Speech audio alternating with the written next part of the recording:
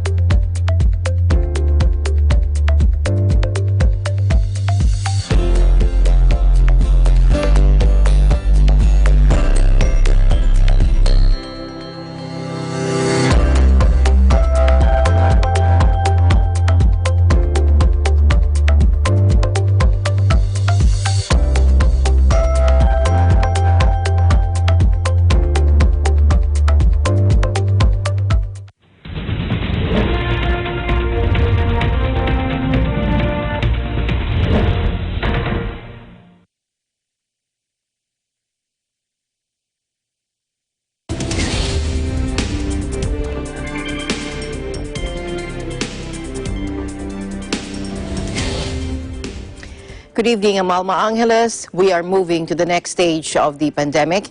As the world resets to the new normal, we find ourselves seeking the right balance between health and livelihood, constantly adjusting the boundaries between liberty and responsibility. Here are tonight's news.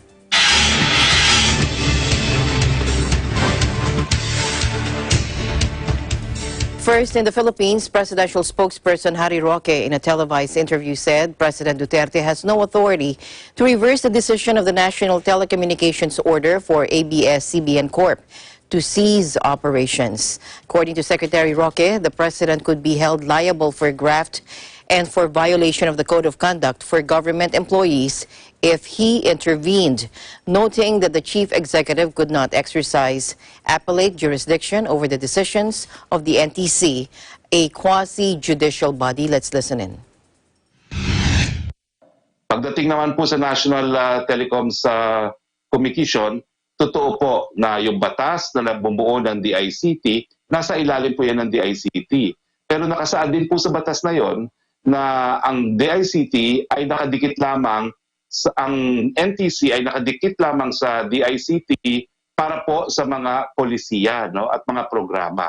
Pero ang NTC po bilang isang quasi-judicial body ay hindi po pwedeng madiktahan ng DICT. Kaya po yung ating kalihim na si dating Senator Greg Unasan, gustuhin man nang sabihin ng presidente na diktahan mo yung NTC, illegal po yan. Dahil merong quasi-judicial power ang NTC, hindi po dapat pinaghihimasukan ng kahit sino. Kung ang presidente po ay makikialam dyan sa NTC, ito po ay krimen, no? Ito po ay paglabag doon sa Code of Conduct for local officials at labag din po ito sa anti-graft, no? So hinahayaan po namin ang NTC na magdesisyon. Pero ang desisyon po yan ay tanging NTC lang ang po pwedeng gumawa. Uulitin ko po doon sa batas na bumuo ng DICT, linipat po ang NTC sa ilalim ng DICT, pero meron po siyang complete independence kapag siya po ay nag-exercise ng quasi-judicial powers. Yun nga po aming posisyon, no? Kung nagawa nilang gumawa ng resolution na nag-aatas sa NTC na mag-issue ng provisional authority, siguro po kaya nilang gawin within the 1 month na in session po ang Kongreso na magpasa na ng franchise bill ng ABS-CBN. Uulitin ko po sa mga kakampi ng presidente sa Kamara, neutral po ang presidente, you can vote as you please dahil sa mulat-mula naman po, talaga naman po hindi naman siya naghihimasok, hindi po siya nagdidikta. Nung una po, meron talagang sama ng loob ang presidente na kinimkim. Pero na humingi na po ng tawad si Ginoong Carlo Katigbak, nagpatawad naman po ang presidente. Gaya ng humingi naman ang presidente ng tawad dun sa dalawang grupo ng kumpanya kahapon lamang. So sana po makarating ang mensahe sa mga aliado ni presidente sa Kongreso. Meanwhile, Solicitor General Jose Calida on Wednesday said the grant of a legislative franchise for broadcast network ABS-CBN is solely up to the Congress. Solicitor General Jose Calida added that the exercise by the NTC of its regulatory power is in compliance with the rule of law. The Constitution requires a prior franchise from Congress before a broadcasting entity can operate in the country. Without a renewal, the franchise expires by operation of law. The franchise ceases to exist and the entity can no longer continue its operations as a public utility.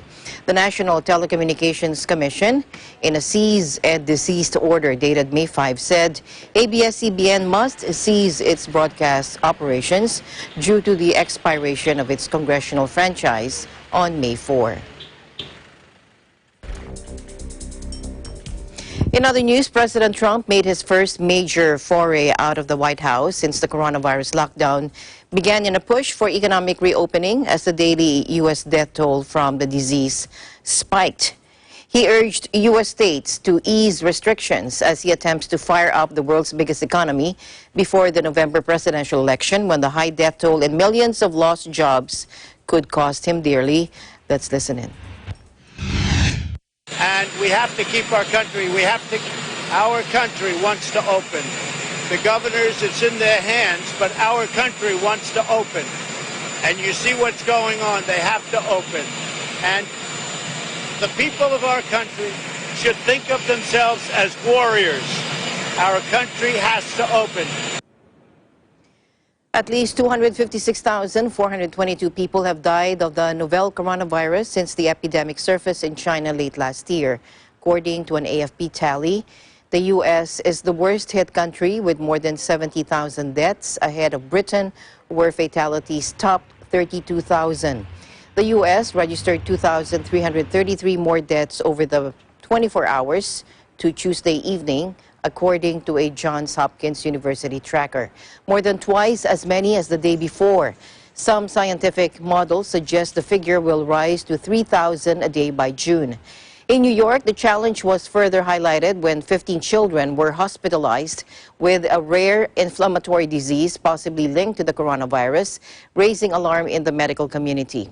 The children were diagnosed with Kawasaki disease, a mysterious illness that causes the walls of arteries to become inflamed, resulting in fever, skin peeling, and joint pain.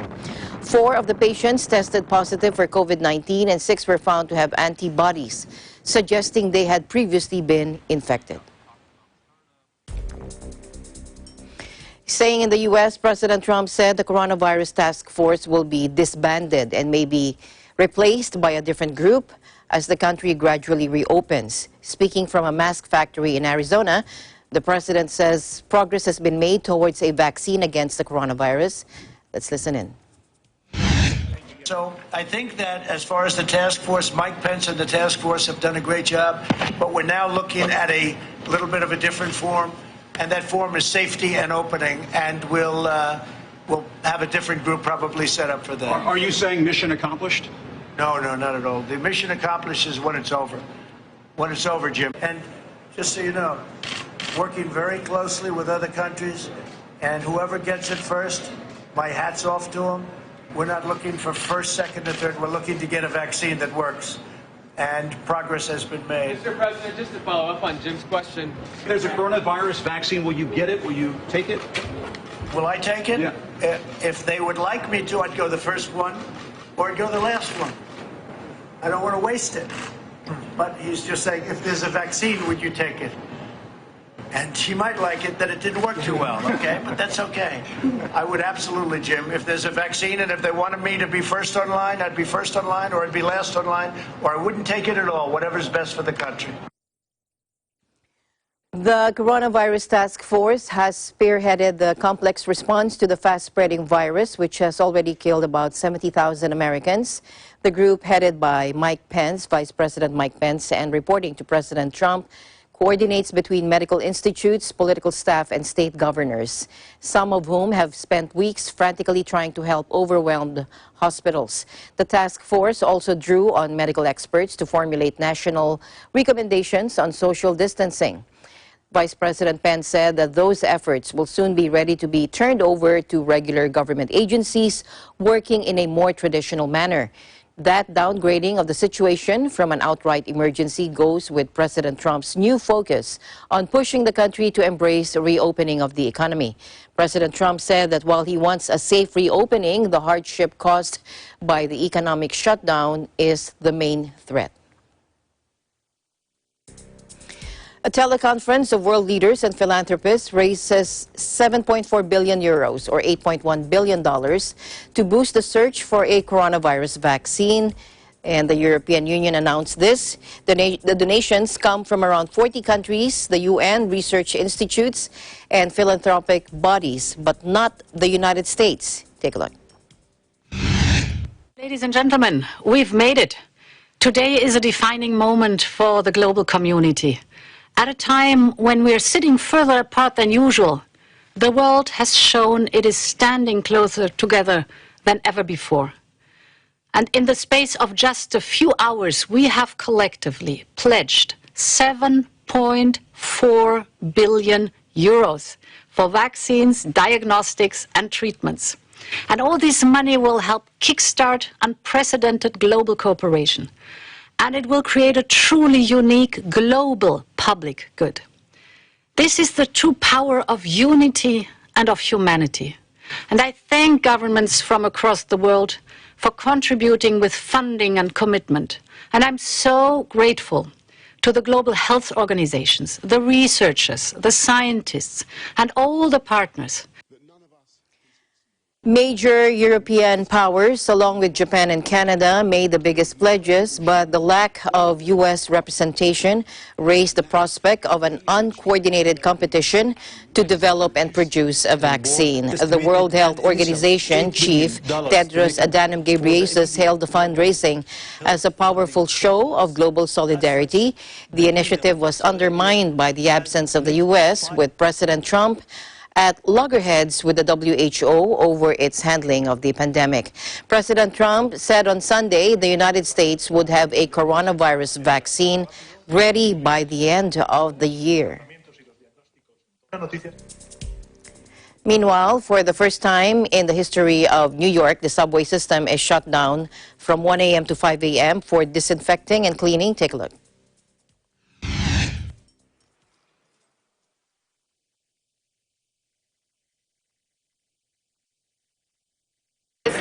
The city that never sleeps has a subway system that never shuts down. So this is unprecedented to have to shut the subway system down even for a couple of hours, but it gives us the ability to clean and disinfect absolutely everything, which is obviously of critical importance right now.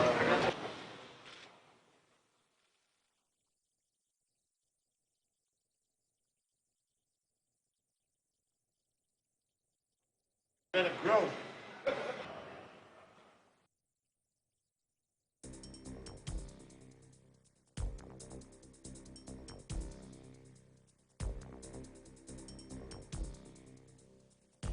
Now, all these come as Britain became the country with the second most deaths in the world at 32,000, putting it above Italy in the grim ranking of national fatalities. We have a report coming in live from the UK. Joining us is Graham Thomas. Hello, Graham.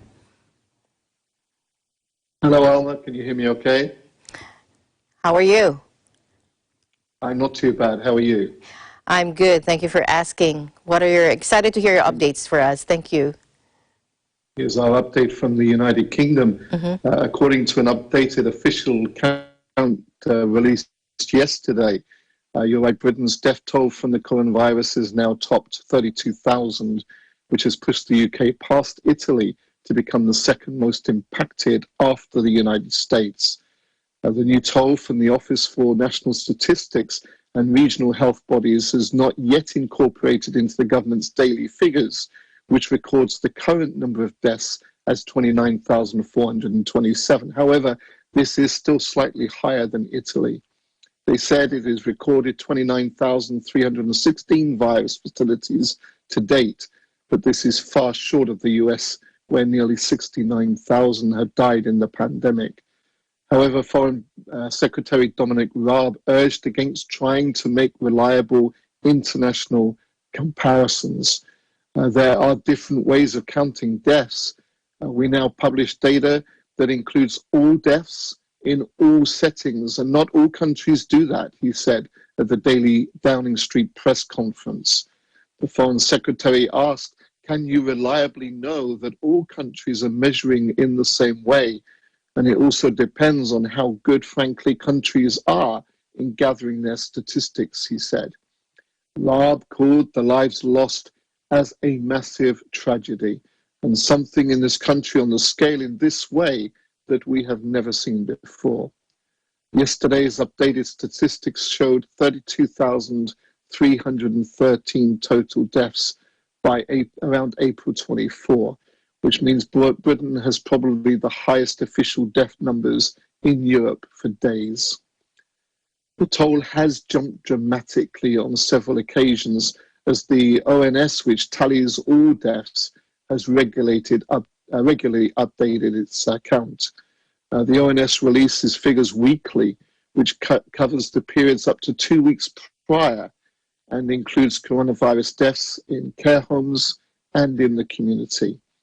Until last month, the Health Ministry's daily tallies only counted those who died in hospital after having tested positive for COVID-19. And even after it began to include all fatalities with the virus listed on the death certificate, its totals have been far short of the later ONS totals, with the main reason for the dramatic rise being the extent of the pandemic's impact on care homes emerging.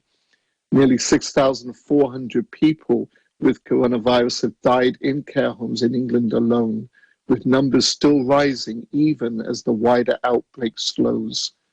More than 2,000 of those were reported in the last week of April, when Prime Minister Boris Johnson said Britain was past the peak. Meanwhile, the ONS has also recorded a total of around 42,000 excess deaths, this being how many more people have died in total than would normally be expected just in these past 5 weeks. It suggests Britain's true death toll from the virus may therefore be even higher. I don't think we'll get a real verdict on how well countries have done until the pandemic is over, Raab added. Britain now is in its 7th week of an economically crippling lockdown, is trying to implement a new contact tracing strategy so it can ease the measures. And Johnson is expected to set out his plan to lift the stringent social distancing regime next Sunday, according to media reports. Alma. So the last time EBC UK Bureau last time reported that the Health Secretary, Matt Hancock, was setting a target at the beginning of April to conduct 100,000 daily tests. Was this achieved by the government? It depends on which statistic you look at, Alma, to be honest.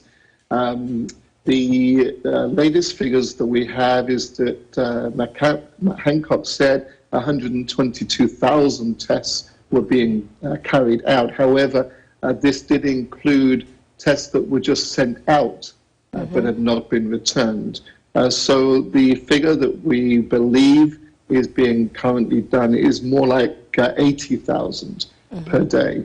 But again, we must look at this in its entirety, in that as the virus slows, which is what we're being told, then if we're only testing those with symptom, then it is likely that the amount of tests will go down. But today, he has said that we aim by the end of May to have 200,000 tests daily being carried out here in the UK. And you are also being compared to Italy with the coronavirus being the highest in Europe. What are the authorities saying about this? The BBC head of statistics, Robert Cuff, said that Britain reached this figure now for our deaths faster than its epidemic in Italy, but there are caveats in making comparisons with other countries, including the UK population being about 10% larger than Italy's, for example. And also we have larger conurbation of people here in the UK compared to Italy. So it is very hard.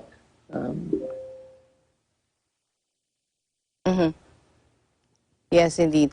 I think it could be months before full global comparisons can be made. All right. Thank you very much, Graham, for your updates. And we'll wait for more. Please stay safe and stay healthy. Thank you for your time. And you, Amma, this is Graham Thomas from EBC UK. We live in interesting times. Indeed. Eagle News, we'll be right back.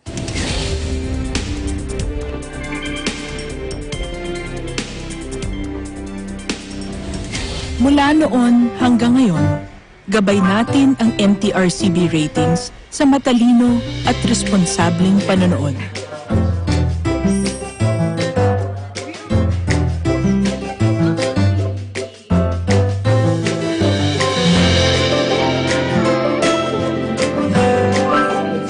Sa tamang pagsunod sa MTRCB ratings, ginagawa nating ligtas at makabuluhan ang panonood ng bawat miyembro ng pamilyang Pilipino.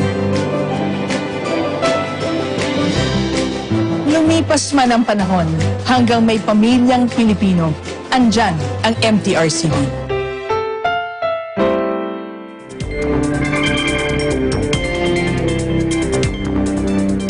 In Bangkok, authorities found that the biggest offenders of anti-COVID rules are small local restaurants. Joining us live from Bangkok is Gretchen Kusadsad. Hello, Gretchen. Welcome to the program. Hi, Alma. Good evening. Good evening, Gretchen. As we have updated last few days, restrictions has been easing here in Thailand, and one of which is the opening of the food stalls, the famous night markets, and so on. But here's the surprising update based on Bangkok Post. According to the Center for COVID-19 Situation Administration, CCSA, small local restaurants are the biggest offenders when it comes to ignoring government hygiene measures to contain the pandemic.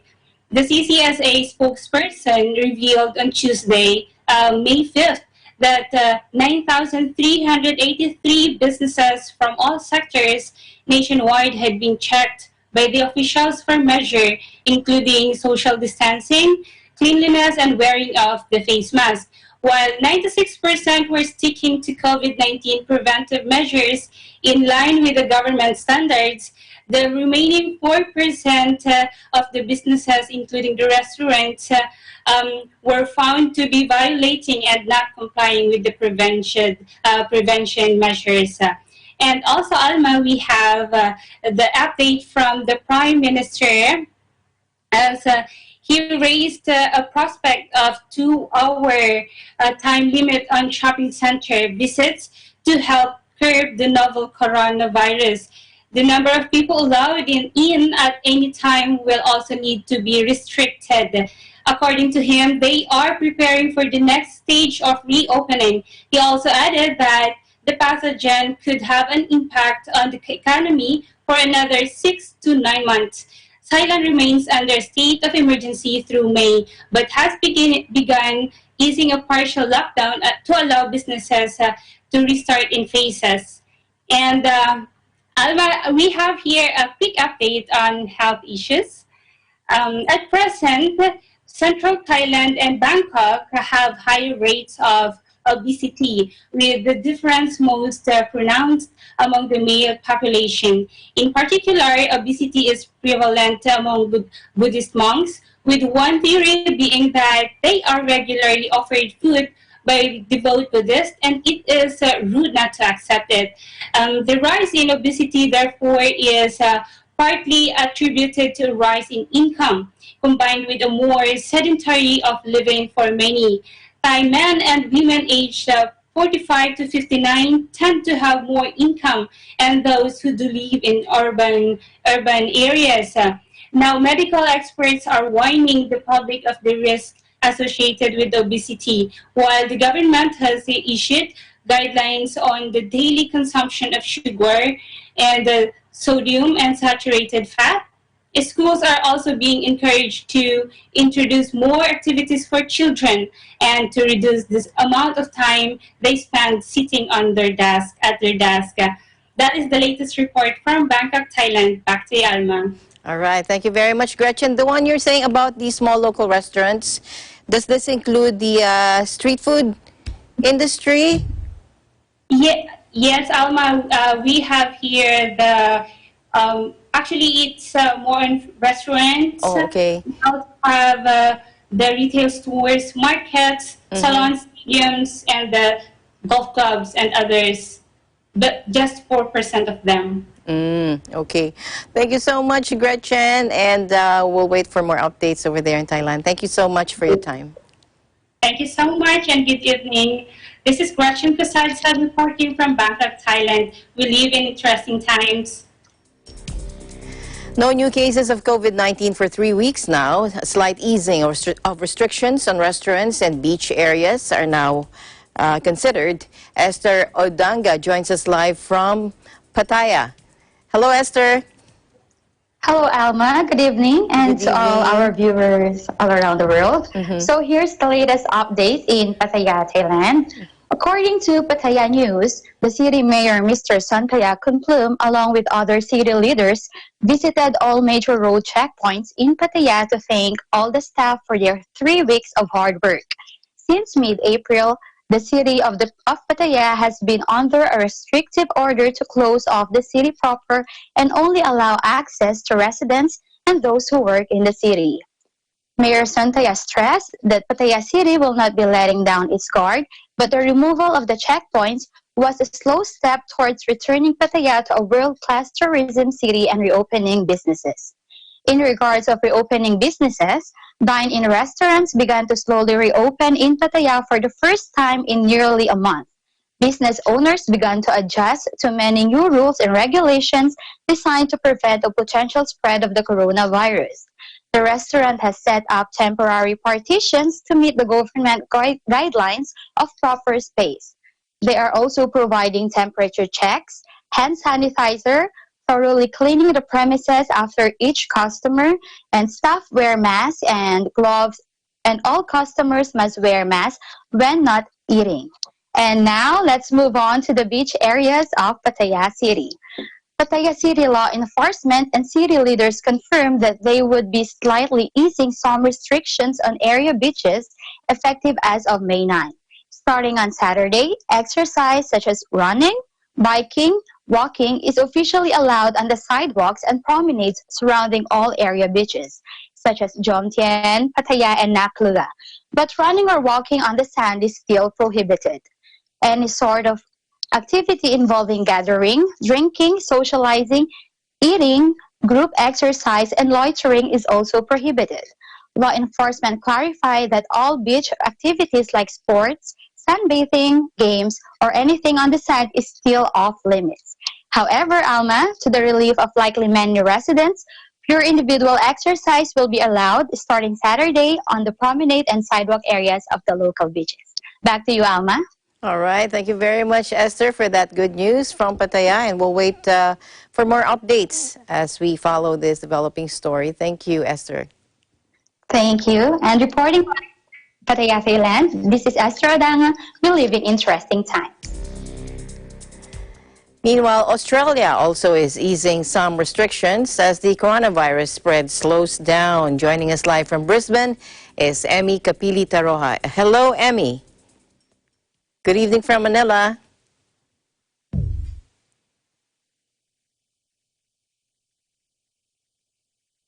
There you go. There you go. Hi, Alma. Thank you so much. Thank you so much. And I am bringing you the latest COVID-19 updates in Australia.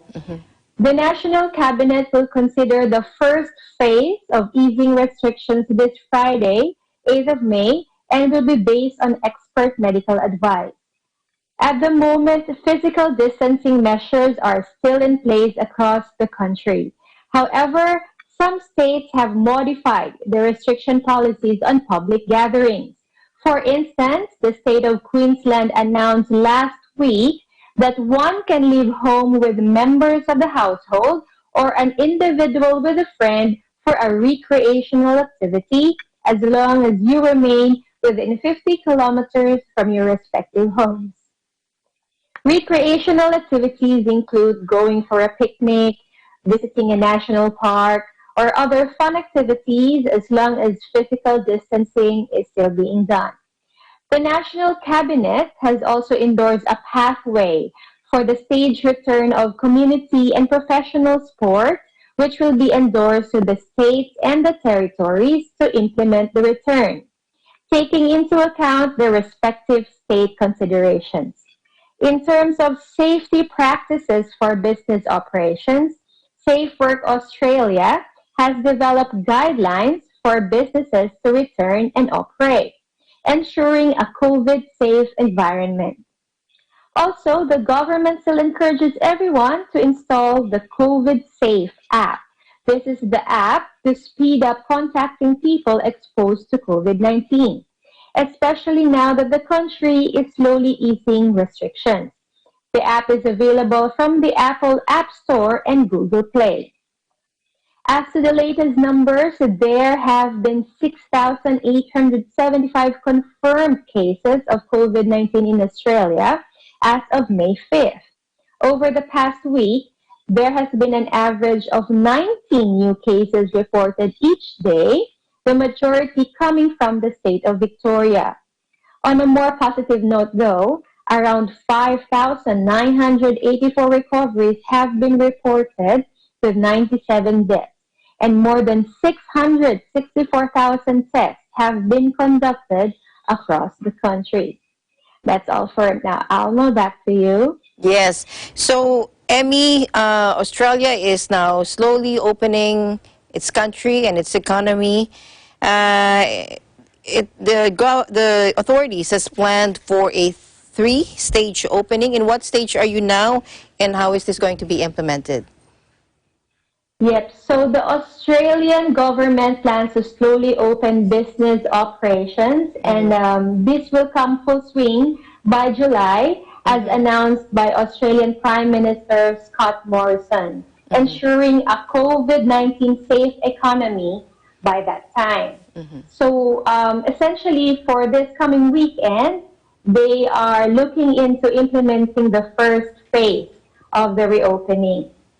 So by that time, that would mean around 1 million unemployed people will go back to work again. It's technically slowly but surely. Yes. So this will happen via a 3-stage reopening. The first ones to reopen will be the cafes, restaurants, and retail stores. So they will be the first batch. The pubs, the other entities or other establishments that are kind of challenging in terms of physical distancing will probably come in last. All right. Thank you very much, Emmy, for all your updates. Stay safe, stay healthy. Thank you so much for your time. Thank you so much, Alma. From Brisbane, Queensland, Australia, Emmy Capilita Roja, Eagle News. We live in interesting times. And Russia has just recorded more than 10,000 new coronavirus cases for the 4th day in a row. Joining us live from Moscow is Glyza Joy Rigor. Hello, Glyza. Good evening. Hi, from Manila. Good evening, too. Yes. How are you? I'm good. Thank you for asking. Excited to hear updates. Anong updates mo sa amin, Glyza? Okay, so here's the quick update.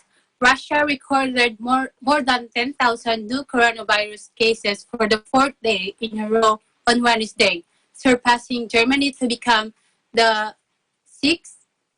country with the 6th highest number of confirmed infections, bringing the country's official number of cases to 165,929.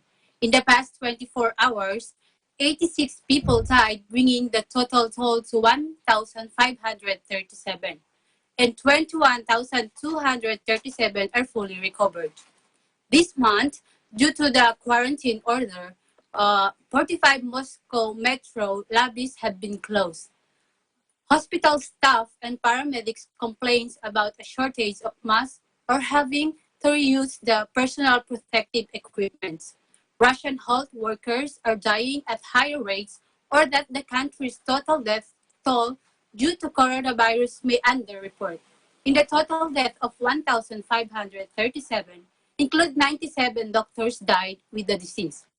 According to Russian business ombudsman Boris Titov, from mid of May, all business like restaurants, shops, museums, exhibition, sightseeing sites will reopen the operation with special regulations.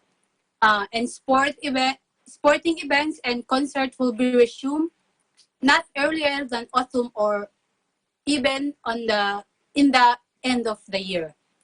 According to Tatiana Polity, Executive Director of the Institute of Urban Economics, a sharp increase in unemployment is expected along with a decrease in the real incomes due to the suspension of many companies and possible bankruptcies.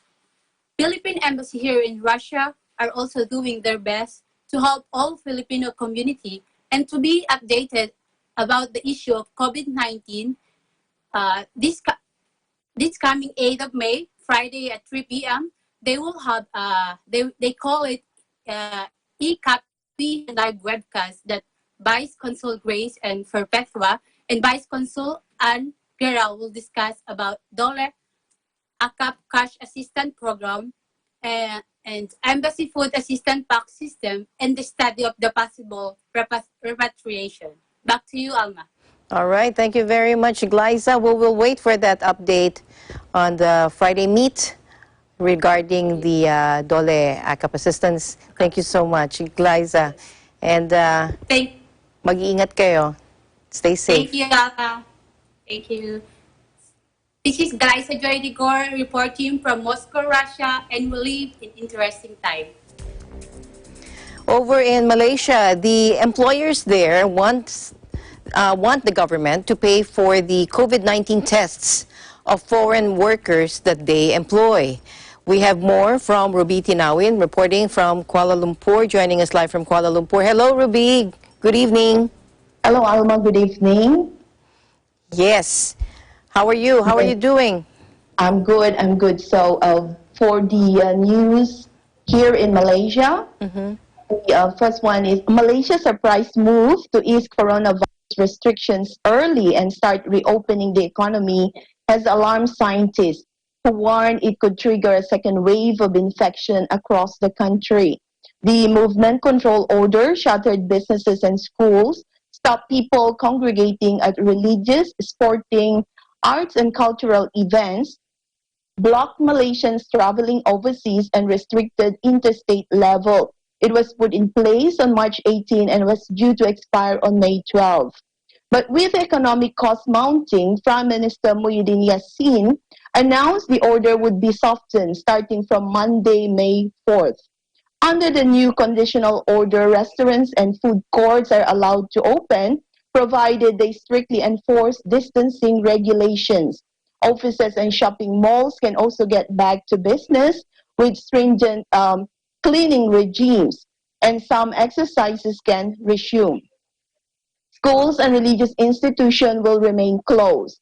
There have been suggestions that the Prime Minister may have acted after pressure from his political allies to win back the restriction.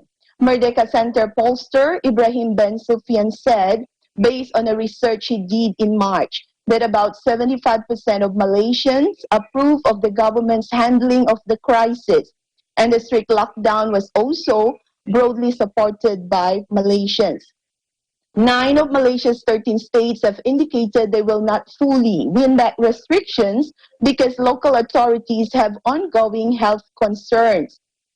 Meanwhile, Malaysian employers say the government and not companies should pay for COVID-19 tests for foreign workers that they employ. The employers were pushing back against comment by Senior Minister Ismail Sabri Yaakob on Monday, saying that the government wants all migrant workers to be tested, with employers footing the bill. There are about 2.3 million registered foreign workers in Malaysia. mostly in blue-collar jobs. There is also an estimated 3 million more migrants from other countries who work in Malaysia illegally. The Malaysian Employers Federation said the testing requirement might be a knee-jerk action or reaction to the case detected in Kuala Lumpur earlier. However, they feel it was unfair to conclude that foreign workers were the cause of many COVID-19 cases. He said a swab test cost at least 500 ringgit, and there were 2.3 million registered foreign workers in the country. Based on these figures, he said employers would go out of business if they had to pay for the test. Datuk Jamarul Kadir, president of Malaysian Indian Muslim Chamber of Commerce and Industry, said many SMEs were on the verge of collapse, and the added burden of paying for the cost would be a big blow. He said that while testing was a good idea and a fair concern of the government, it should be for those in the COVID-19 red zones areas. Senior Minister said the new ruling applied to foreign workers in all economic sectors, including those working in shops, restaurants, factories, construction sites, and other service-based businesses. He said this was decided by the government following the increase in cases over the past few days, the majority of which were foreign workers. Now, foreign citizens who have overstayed their social visit pass between 1st of January up to 14 working days after the expiry of the movement control order are allowed to return to their home countries without having to obtain a special pass at the immigration office. They can leave the country via the point of entry by reporting to the immigration counter with valid travel documents. Immigration Director General Datuk Khairul Dazaimi Daud said those who leave the country during this period will not be subject to enforcement action and will not be blacklisted. However, foreigners with expired temporary employment visit passes could not use the facility. They will still need to comply with existing rules to return to their home country. Those who did not return to their country of origin within 14 working days after the expiry of MCO should consult and obtain proof from their respective embassies on their justification for not being able to leave the country, or they will face enforcement action and get blacklisted. Back to you, Alma. All right. Thank you very much, Ruby. How are you doing? You and, I mean, the MCO has already been eased. How is Malaysia looking right now? Is there more traffic? Well, traffic has started to build up. Yes, it's not totally lifted, but with the conditional MCO, we can do a lot more of activities than usual. Like, for example, instead of one person or two person in any vehicle, now you can 4 of you can actually drive together, provided you stay in the same house, same place, and it doesn't matter whether you're relatives or not. Alma. All right. Thank you very much, Ruby. Stay safe and stay healthy. Thank you so much for your time. Well, thank you. Reporting live here in Kuala Lumpur, Malaysia. This is Ruby Tinawin. We live in interesting times. Eagle News, we'll be right back.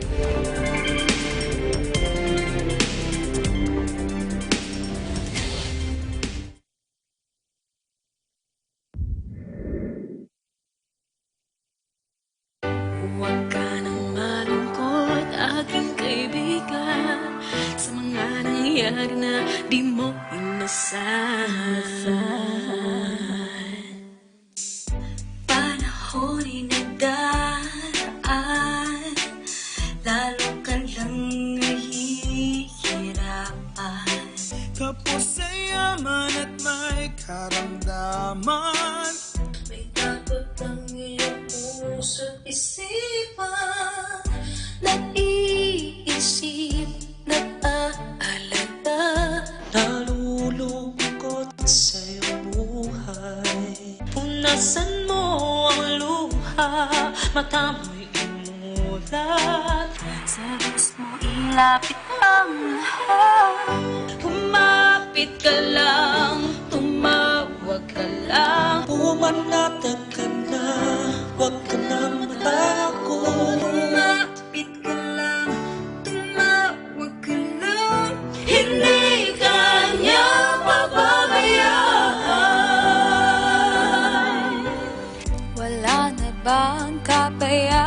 daan.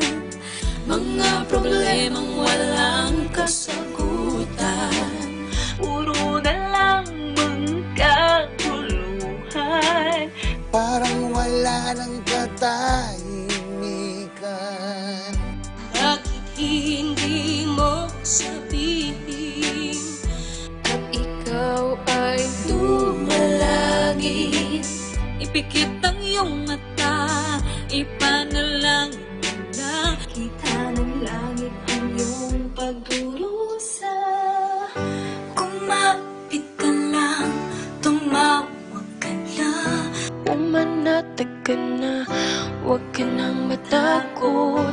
Kumapit ka lang, tumawag ka lang, hindi ka niya pababayaan. May kagutuman, may karamdaman, may kahirapan, lahat ay pagsubok. Nagtitiis sa bigat ng pasanin, minsan parang di na makaya. Huwag na huwag kang panghihinaan ng loob, ibuhos mo, sige, iiyak mo lang. Huwag kang magkanilangan sa kanya, hinihintay ka lang niya. Kamusta ka? Kinakamusta lang naman kita. Nais ko lang na malaman kung kamusta ka na ba. Dito sa mundo kahirap tumayo na mag-isa. Yung babangon ka pa lang may parating agad bigla na bagong problema kaharapin sa araw-araw. Isipin may bukas pa di yung mundo na ay gugunaw. Kakapit ka lang naman at iyong tatandaan na may Diyos kang kasabay na tumawid at lagpasan. Kaya Kumapit ka lang, tumawag lang, pumanatag ka na, huwag ka nang matakot. Kumapit ka lang, tumawag ka lang, hindi ka niya mapabayaan. Mata sa langit, papawiin ng luha. Di magtatagal, ang lahat ng ito'y mapapala. Kumapit ka lang, tumawag ka lang, huwag ka nang malas, huwag ka nang malungkot, aking kaibigan. Sa mga nangyari man di mo inasahan.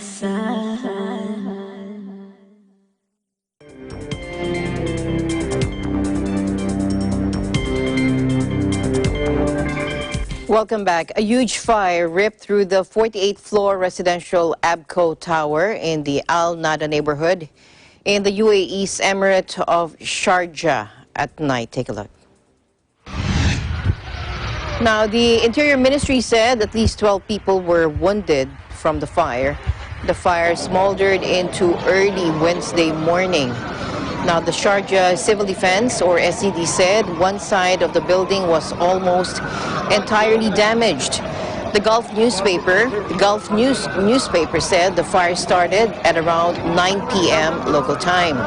Now, the Khaleej Times said at least 5 buildings near the engulfed residential tower were evacuated, while several cars in the area were damaged by the falling debris. Authorities gave no cause for the blaze, and the fire is still under investigation. The World Food Programme said well over 40 million people across West Africa face desperate food shortages in the coming months, twice as many as before the COVID-19 pandemic began. Appealing for support, WFP spokesperson Elizabeth Beers warned that the new coronavirus risks weakening communities that have already fled armed conflict and endured climate change emergencies. Take a look. Over 21 million people across West Africa will struggle to feed themselves this coming lean season between June and August without sustained assistance. WFP estimates that an additional 20 million people could struggle to feed themselves due to the socio-economic impact of COVID-19 in the next 6 months, doubling the number of food insecure to 43 million in this region. West and Central Africa is one of the largest displacement situation in Africa. We are talking about 5.6 million internally displaced people, more than 1.3 million refugees, and 1.6 million stateless. Now, an estimated 12 million children under 5 years old could be acutely malnourished in the lean season from June to August, up from 82 million in the same period last year.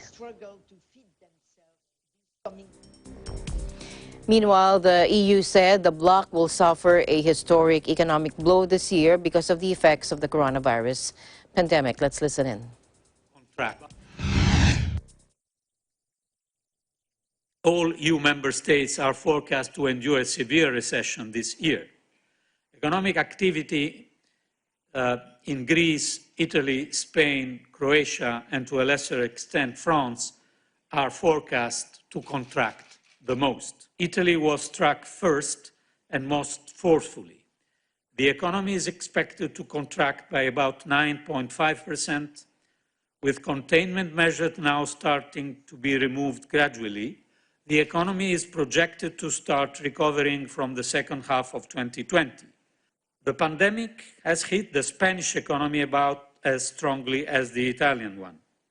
Real GDP is forecast to contract by almost 9.5% this year, with a sharp contraction in investment. In France, the economy is expected to shrink by about 8% this year.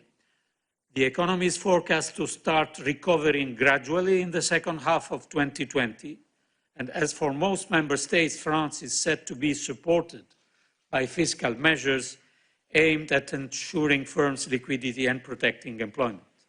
Finally, Germany is expected to endure a less steep contraction than most member states and recover faster to pre-pandemic outputs level.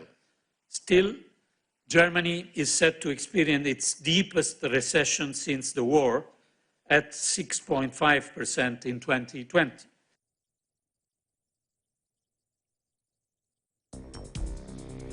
All right, finally in our news, a police officer in the western U.S. state of Utah was stunned after stopping what he thought was an impaired driver on a highway, only to find out a 5-year-old was behind the wheel. Take a look.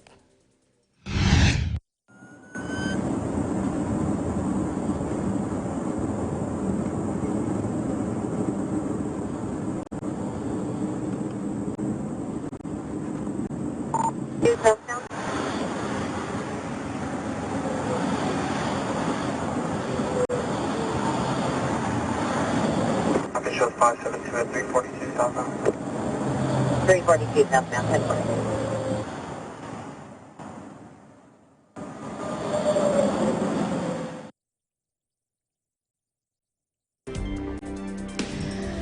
And before we close, we leave you with a word of hope. At the end of the day, there remains so much more to be grateful for. See you again tomorrow evening. Good night. I'm Alma Angeles. We live in interesting times.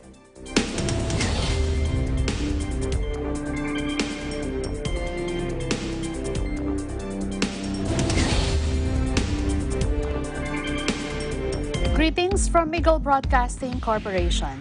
Today, we celebrate the 52nd anniversary of EBC and Radyo Aguila DZEC. 2020 also marks the 20th year of Net25 and the 9th year of 95.5 Pinas FM. Guys, we all know that it is a great day to give, to help, and to show our support to the modern-day heroes of this nation, our frontliners. Para yan sa mga nangangailangan, this is the best time to help our people in need. This concert right now is being viewed from all over the world, so we really welcome everyone and joining us in this benefit concert. Magtulong-tulong po tayo. I'd like to thank them po because sa kanilang mga sakripisyo, hindi po biro ang kanilang ginagawa. COVID-19 has shown the best and the worst times of our lives. The best time is when we saw the Bayanihan spirit, the coming together of people, wanting to help each other cope with the crisis.